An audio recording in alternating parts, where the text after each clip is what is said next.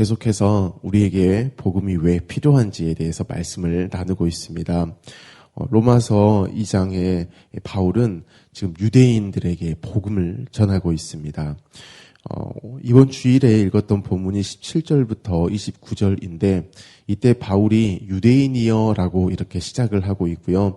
17절부터 29절까지에 보면은 두 종류의 유대인을 볼 수가 있습니다. 그것을 28절과 29절에 정리를 했는데 28절에 표면적 유대인이라고 기록하고 있고 또 29절에는 이면적 유대인이라고 기록하고 있습니다.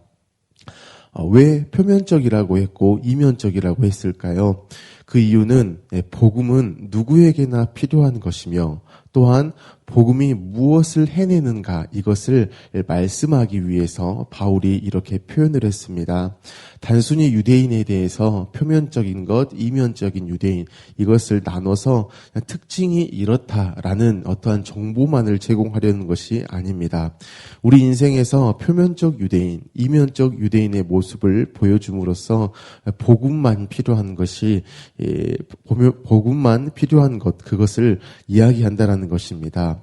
그렇다면 복음은 누구에게 필요한 것인가요? 답을 말씀드리면 복음은 표면적 유대인, 이면적 유대인 둘에게 모두 필요하다라는 것입니다. 이것은 모든 이들에게 필요한 것을 의미합니다.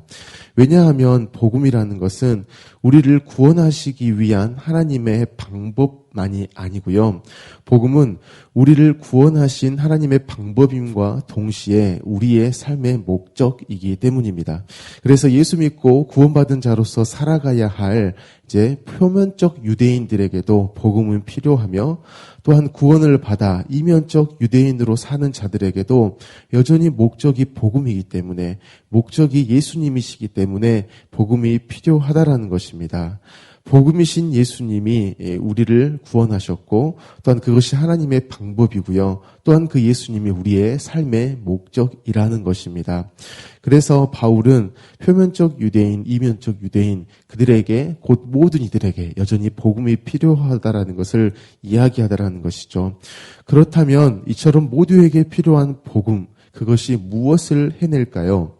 복음은 율법을 지킴으로 구원을 받는 것이 아니라 예수 그리스도를 믿음으로 말미암아 구원받는 것을 말합니다. 그래서 복음을 듣게 되어지면 반드시 이런 일이 나타나죠.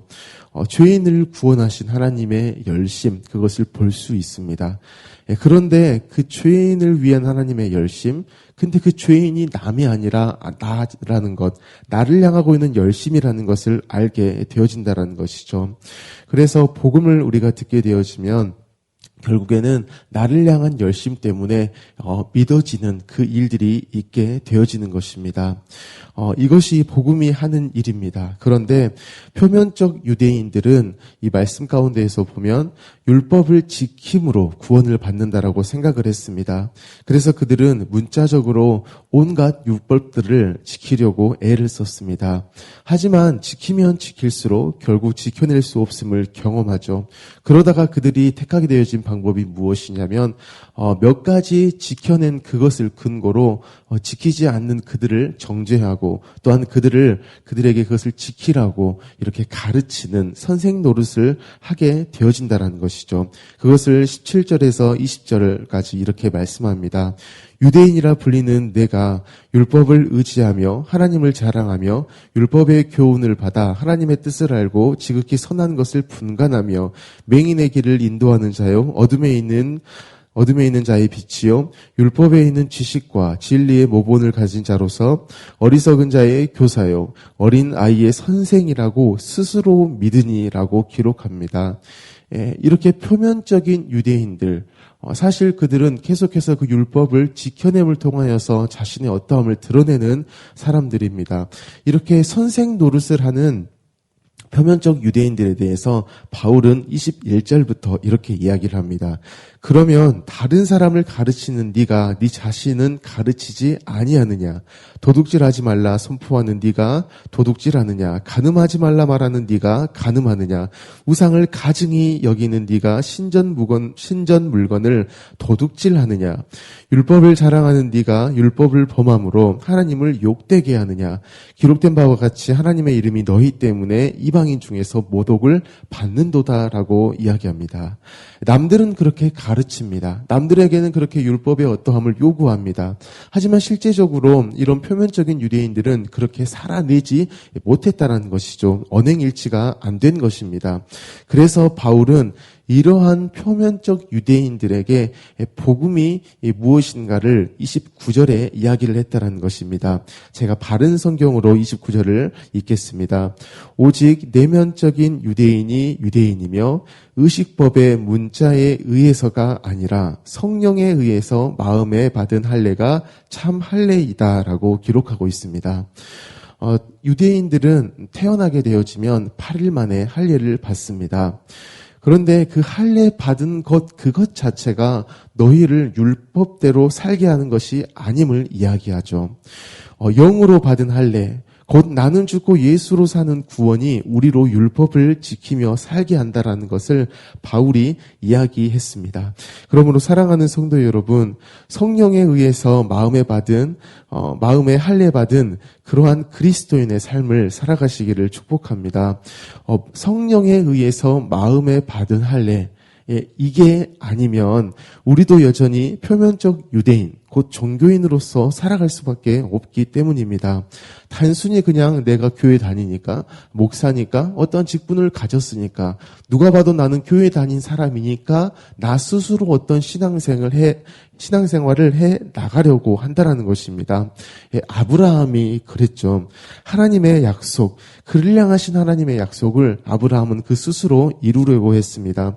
그로 말미암아서 나타난 일이 무엇이냐면 이스마엘이 출생이 되어진 것이죠. 그리고 이스마엘은 당시에 아브라함의 가정 가운데에서도 불화를 일으키는 일이 되었지만 수천 년이 지난 지금까지도 그 불화의 원인이 되어진 것을 볼 수 있습니다. 아브라함은 할례 받기 전에 그 스스로 하나님의 말씀을 지키려는 우를 범했습니다. 이에 대해서 하나님은 13년간 침묵을 하셨습니다. 하지만 다시 아브라함을 찾아오셨고 그의 이름을 이제 아브람에서 아브라함, 개인의 아버지에서 모든 나라의 여러 나라의 아버지라는 아브라함으로 이름을 바꾸시고 할례를 행하셨습니다. 이 할례는 남자의 성기의 표피 끝을 자르는 것입니다. 우리가 주일날 말씀을 들어서 기억합니다. 남자의 죽음을 상징하는 것이죠. 그래서 아브라함이 할례를 받았다는 것은 남자 아브라함이 죽었다는 것입니다. 그렇기 때문에 그 죽어버린 남자 아브라함을 통해서는 더 이상 자녀가 나올 수 없는 것이죠.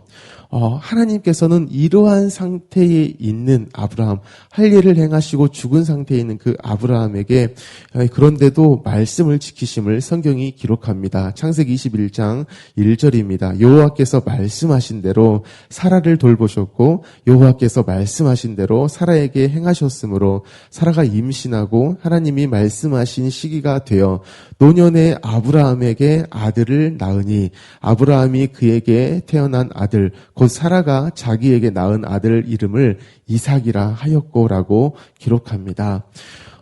이러한 사건들을 우리는 성경이 기록하고 있기 때문에 잘 압니다. 이때 질문을 하나 던져봐야 합니다. 그렇다면 왜 할례여야 했는가라는 것이죠.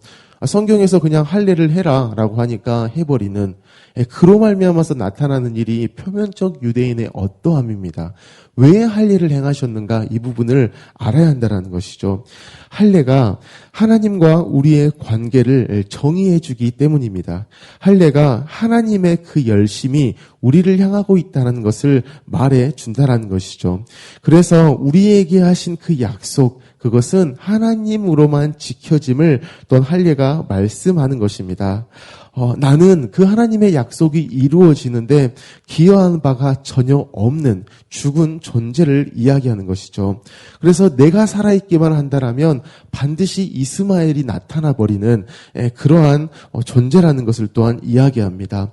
그래서 결국에 할례가 이야기하는 것이 무엇이냐면 하나님은 나를 나 스스로 살게 하시는 분이 아닌 반드시 자신으로 하여금 곧 하나님 안에서 살도록 하는 것, 그것을 우리에게 말씀하시기 위해서 우리에게 할례를 행하셨다라는 것입니다.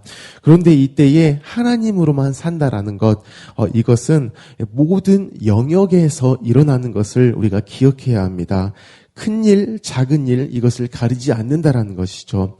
또한 하나님이 우리와 함께 살아주시는 것은 단순히 일시적인 그 사건이 아닙니다. 평생의 일이고요. 심지어 우리의 인생을 넘어서서 후대의 인생까지의 일이기도 합니다. 할례의 그 모습을 살펴보면 이것을 이해할 수 있다라는 것이죠. 모든 영역에 해당하는 것입니다. 큰 일, 작은 일을 가리지 않습니다. 그리고 우리의 인생만이 아니라 후대 인생까지 하나님은 약속대로 일들을 하신다라는 것을 의미합니다. 할례를 행하는 남자의 성기는 몸의 배설 기관입니다.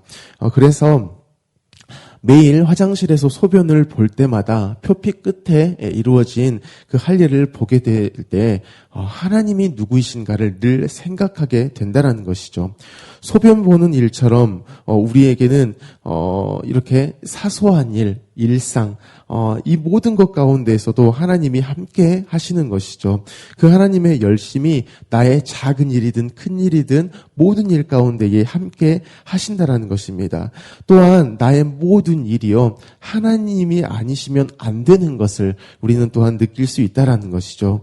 우리의 일거수일투족이 하나님께 속한 인생인 것을 계속해서 할례를 통하여서 알게 하신다라는 것입니다. 또한 남자의 성기는 생식기관입니다. 그래서 할례는 하나님께서 나를 통해 나오게 되어지는 인생, 우리의 자녀겠죠. 그 자녀에게까지도 약속을 지키신다라는 것을 또한 알게 하는 하나님의 방법입니다. 그래서 하나님께서 아브라함에게 할례를 행하시기 전에 먼저 이 약속을 하셨습니다. 창세기 17장 4절입니다. 보라, 내 언약이 너와 함께 있으니 너는 여러 민족의 아버지가 될지라 라고 말씀하셨죠. 그리고 후대까지 그 언약을 지키시겠다는 의미로 할례를 명하셨습니다. 9절부터 10절에 이렇게 말씀합니다. 하나님이 또 아브라함에게 이르시되 그런즉 너는 내 언약을 지키고 내 후손도 대대로 지키라. 너희 중 남자는 다 할례를 받으라. 이것이 나와 너희와 너희 후손 사이에 지킬 내 언약이니라 라고 말씀합니다. 이 말씀으로 인해서 아브라함은 실제로 하나님으로만 죽은 자신의 어떠함이 아닌 하나님으로만 출생되어진 이삭을 낳고 8일 만에 할례를 행합니다. 21장 4절입니다. 그 아들 이삭이 난 지 8일 만에 그가 하나님이 명령하신 대로 할례를 행하였더라. 이삭 또한 평생에 걸쳐서 하나님의 어떠하심을 경험할 인생이라는 것이죠. 사랑하는 성도 여러분, 하나님은 우리에게 약속을 지키시기를 원하십니다. 그리고 우리가 그 약속을 경험하는 삶을 살아가도록 일을 하십니다. 그래서 우리가 늘 듣는 나는 죽고 예수로 사는 것, 이것은요, 우리가 가질 부담이 아닙니다. 하나님의 은혜이고요, 놀라운 은혜고요, 완벽한 은혜입니다. 그러므로 우리가 이미 성령에 의해서 마음에 할례받은 인생임을 기억하시고 오늘을 살아가셨으면 좋겠습니다.